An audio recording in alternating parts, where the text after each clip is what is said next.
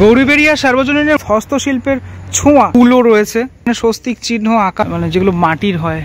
শাড়ির মধ্যেও এখানে তোমাদেরকে ঘোড়াগুলো রয়েছে। এই মুহূর্তে রাত রাত রাত রাত 2টো বাজতে যায়, আর আমার পুজো পরিক্রমা বলা যেতে পারে শুরু হয়ে গেছে পুজোর অনেকটা আগে। অনেকটাও না, অনেকটা কথাটা ঠিক মানে ভুল বলা হবে, কিছুদিন আগেই আর কি পুজো পরিক্রমা শুরু হয়ে গেছে। এই মুহূর্তে দাঁড়িয়ে রয়েছি কোথায়? আমি নর্থ কলকাতার গৌরীবাড়িতে। গৌরীবাড়ির পুজো প্রতি বছর আমরা দেখে থাকি। গৌরীবাড়ি আমি প্রিপারেশনও দেখিয়েছিলাম। আজকে তোমাদেরকে প্রিপারেশন ঠিকই, কিন্তু ঠিক আগের মুহূর্তে গৌরীবাড়ি কীভাবে সেজে উঠেছে সেটা দেখাবো। অলমোস্ট প্যান্ডেল কমপ্লিট বলা যেতে পারে। এখানে এই এবছর যেটা আমরা দেখতে পাবো, বাংলার যে হস্তশিল্প, সে হস্তশিল্পের ছোঁয়া এবছরের যে প্যান্ডেল, সে প্যান্ডেলের মধ্যে ফুটে তুলেছে ওনারা। মণ্ডপটা এই দুই সাইডে দেখলে ঠিক এরকমটা, ঠিক আছে, অনেক কিছু এখানে রয়েছে। আমি একটুখানি জাস্ট জুম করে দেখানোর চেষ্টা করি। এই দেখো, কুলো রয়েছে, মানে আমাদের বাঙালিদের ঐতিহ্য, হিন্দুদের ঐতিহ্য। তারপরে এরকম এই যে মাটির একটা জিনিস দেখতে পাচ্ছি আমি। তারপরে এটা জিনিস দেখতে পাচ্ছি এখানে, এরকম একটা ডিজাইন দেখতে পাচ্ছি। এই টোটাল অংশটা জুড়ে এই যে ডিজাইনটা এখানে রয়েছে, এখানে স্বস্তিক চিহ্ন আঁকা রয়েছে, ঠিক আছে, এইগুলো। তারপর এখানে কিছু মূর্তি রয়েছে আমি দেখছি এই অংশগুলোতে, যেগুলো মাটির। এইগুলো একদম আমাদের মানে হিন্দুদের একটা খুব মানে টানে। এই টোটাল যে মণ্ডপে হস্তশিল্পগুলো ব্যবহার করা হয়েছে, হস্তশিল্পের যে জিনিসগুলো, সেগুলো খুব টানে। আমি নিজেও হস্তশিল্প মেলায় যাই। এবার এটা তো মণ্ডপের মানে এই অংশটা উঁচুটা আরও একটুখানি মনে হয় হবে, মানে এই যে বাঁশের ভাড়াটা বাঁধা হয়েছে, উঁচুটা মনে হচ্ছে আর একটুখানি হবে। উঁচুর অংশের এই যে সামনের অংশটাতেও এরকম স্বস্তিক চিহ্ন রয়েছে, আর এরকম ধরনের কুলো রয়েছে। লাইটটা পড়ছে বলে, এই যে লাল লাইটটা পড়ছে আর সাদা লাইটটা পড়ছে বলে, তাতে কিন্তু আরও ভালো লাগছে। পুজো যে ভাবটা, সে ভাবটা যেন পাচ্ছি, কোথাও না কোথাও পাচ্ছি ধীরে ধীরে। এই অংশগুলোতে আমি দেখতে পাচ্ছি যে এরকম কিছু ঝুলছে, হ্যাঁ, এরকম লাল রঙের কিছু দিয়ে সাজানো হয়েছে। হ্যাঁ, আর এখানে দেখো তুমি বাংলার বিভিন্ন রকমের জিনিস, পালকি নিয়ে যাচ্ছে। তারপরে এইখানে আমি দেখতে পাচ্ছি শিব পার্বতীকে, হ্যাঁ, আবার এই অংশটাতে পালকি রয়েছে। এই ধরনের বিভিন্ন রকমের জিনিসপত্র, যেগুলো মাটির, হ্যাঁ, এই জিনিসপত্রগুলো দিয়ে একটা ডিটেল কাজ এবছর আমরা দেখতে চলেছি।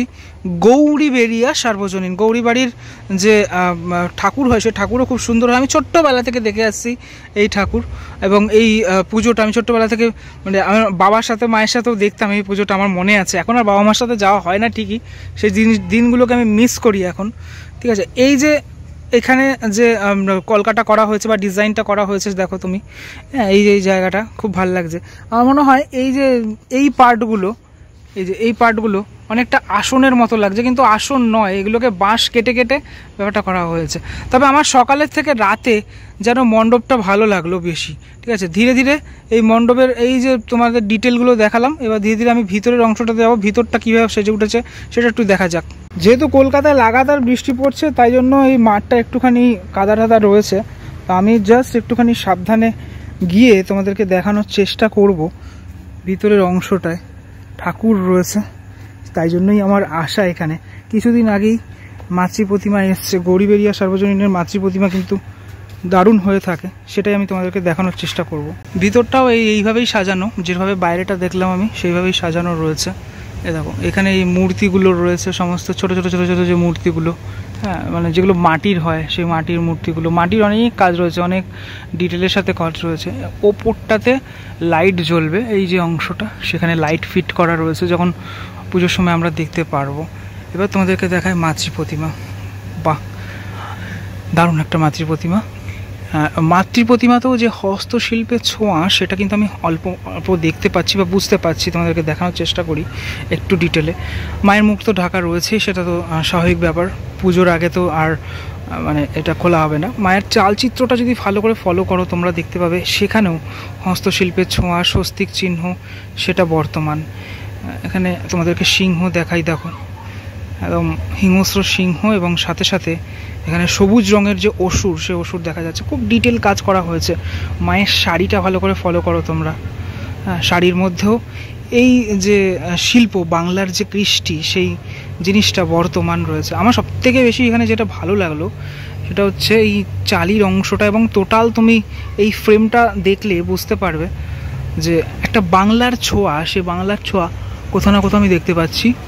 ভিতরে এই মুহূর্তে আমি যাচ্ছি না, কারণ ভিতরে সবাই সমস্ত শিল্পীরা এখন ঘুমাচ্ছেন। এই অংশগুলো দেখাই তোমাদের। এখন মাটির ঘোড়া রয়েছে, অনেক বড় বড় টাইপের ঘোড়া দিয়ে এই সেকশনগুলো টোটালটা দুদিকের যে এই সেকশনগুলো, সেই সেকশনগুলো সাজানো। একটু ওয়াইডে যদি ব্যাপারটা পুরোপুরি দেখানোর চেষ্টা করি তাহলে বুঝতে পারবে, মানে এখান থেকে ওয়াইড অ্যাঙ্গেলে বুঝতে পারবে তুমি। একমাত্র তো মায়ের এই জায়গাটাতেই আলো রাখা রয়েছে, ভিতরের এই দুটো পার্ট, দুটো দিকে এরকম অর্ধচন্দ্র, মানে এরকম একটা বৃত্তকে অর্ধবৃত্ত বলা যেতে পারে, হাফ করে দিলে যেমনটা হয় সেটা। আর ওপরের দিকে অনেক এরকম শাখা, আমি জানি না বোঝা যাচ্ছে, এটা হয়তো বোঝা যাচ্ছে, শাখা দিয়ে এরকম টাইপের মানে হ্যাঙ্গিং করা, মানে ঝোলানো অবস্থায় রয়েছে। প্রচুর কুলোর ব্যবহার, সেটা তো লক্ষ্য করলামই, যেটা গ্রামের দিকে অনেক বেশি ব্যবহার হয়। আর যেটা সবথেকে বেশি ভালো লাগলো আমার এখানে, এই যে মানে এখানে এই ধরনের যে জিনিসগুলো যেগুলো মাটির তৈরি, এইগুলোকে এখানে সেট করা হয়েছে, যেটা ভালো লাগলো।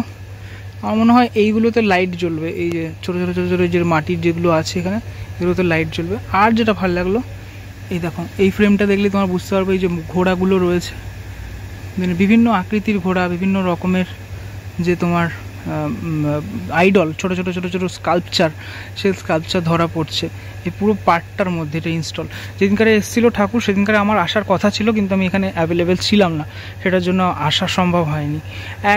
আর পিছনের এটা মানে মাদুর লাগছে, কিন্তু মাদুর নয়, অ্যাকচুয়ালি মনে হয় বাঁশের চটা টাইপের কিছু, ঠিক আছে। এই পিছনটা এই অংশটা, ঠিক আছে, সেরকমটা করা হয়েছে। সাজানোটা খুব সুন্দর হয়েছে।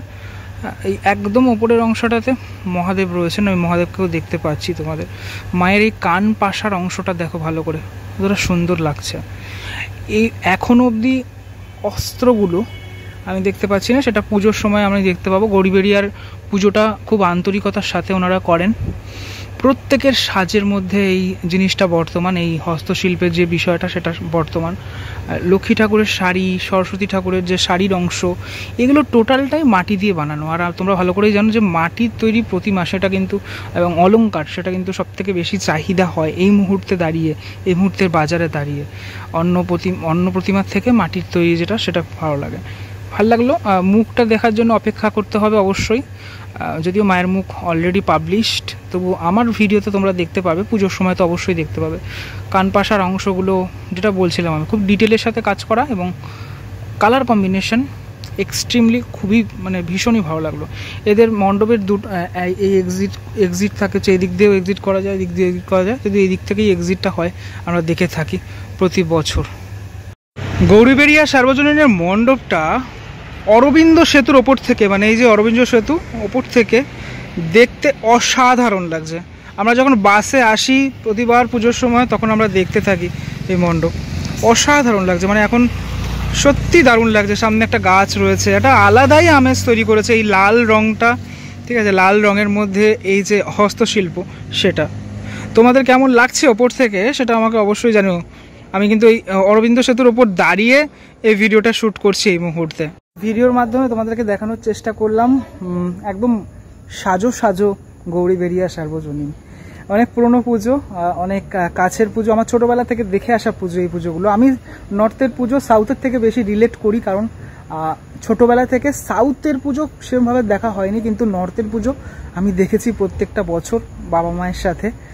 এখন আর বাবা মায়ের সাথে যেটা বলছিলাম যে দেখা হয় না, সেই জিনিসটা মিস করি। আমার মনে আছে আমি গৌরীবেড়িয়াতে 2019-20 নাগাদ এরকমই মনে হয়, তখন আমি ভিডিও করি না, আমি এখানে পড়ে গিয়েছিলাম। আমার পড়ে সে বছরের পুজোটা আমার পুরো ভেস্তে গেছিলো, আমার পা মচকে গিয়েছিলো, সেটাও তোমাদের সাথে শেয়ার করলাম। মানে আমার ভিডিওটা শুধুমাত্র মানে তোমরা বলো যে আপডেট দাও, অ্যাকচুয়ালি আমার এক্সপিরিয়েন্স আমি সে পুজো নিয়ে শেয়ার করি, সেভাবেই শুরু করা, এবং আজও অবধি আপডেটেড চ্যানেল কিন্তু নয়।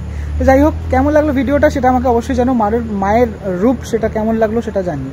পরবর্তী ব্লগে দেখা হচ্ছে আবারও সবার সাথে, আবার ততক্ষণের জন্য বিরতি নেব। ভালো থেকো সবাই, টাটা।